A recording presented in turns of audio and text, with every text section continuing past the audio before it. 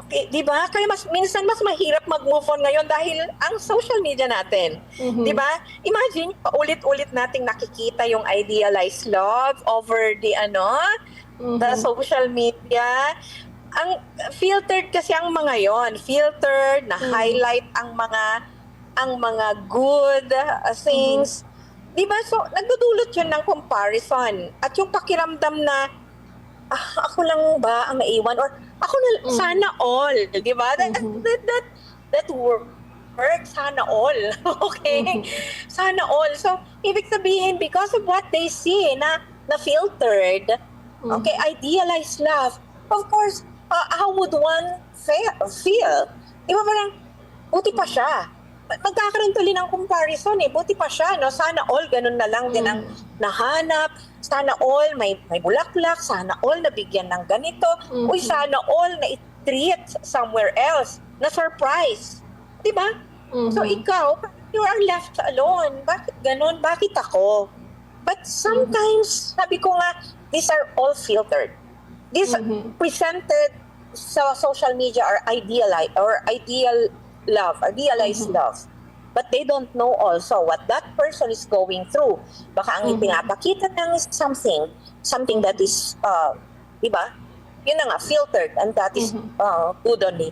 So, ayan, sa pagbabrowse niya, bakit ako, di Mhm. ba, na-compare tuloy niya, bakit ako naging ganito? Mhm. Ito yung nangyari. So, Mhm. mahirap talaga mag-move on during these days. Mahirap talaga. But Mhm. still, Mhm. it's our choice. Yes po, Pwede ma'am. tayong makinig, marami ang pwedeng magpayo, Mhm. okay? Marami ang pwedeng, nandyan lang, available to help us. Mhm. But still, happiness is a choice. Mhm. Our choice. Yes po, ma'am. Okay? Yes po, ma'am. Yes, ma'am. Siguro kapag nasa pag-move on siguro, moving on stage tayo, mas mainam siguro na bawas-bawasan muna itong pag-expose sa social media ng ating mga Yeah. sarili. Lalo na at na-expose nga tayo sa mga like mga ideal and a couple, parang Yes. perfect Yes. relationship.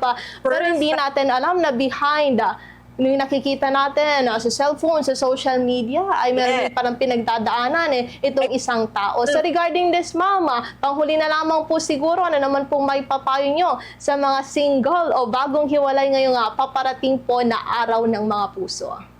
Wow, okay. Sige po. Okay. Speaking single, kahit single for life tayo, okay? Mhm. Kasi po, una, hindi sukatan ng halaga. Sukatan ng halaga yung relationship status. Mhm. Okay? Ang pangalawa, pwedeng gawing self-love season ng Valentine's. Di po ba? Oras Mhm. para pahinga, para sa kaibigan, para sa pamilya, para sa iyong sarili. Mhm. Kaya ang panghuli, yung paghilom ay hindi pabilisan. Mhm. Diba? Darating ang tamang tao, if you still wish, really, na Mhm. magkaroon din ng tamang tao, if the desire, sabi nga sa Bible, commit yourself to the Lord, o kaya naman delight yourself in the Lord and He will give you the desires of your heart.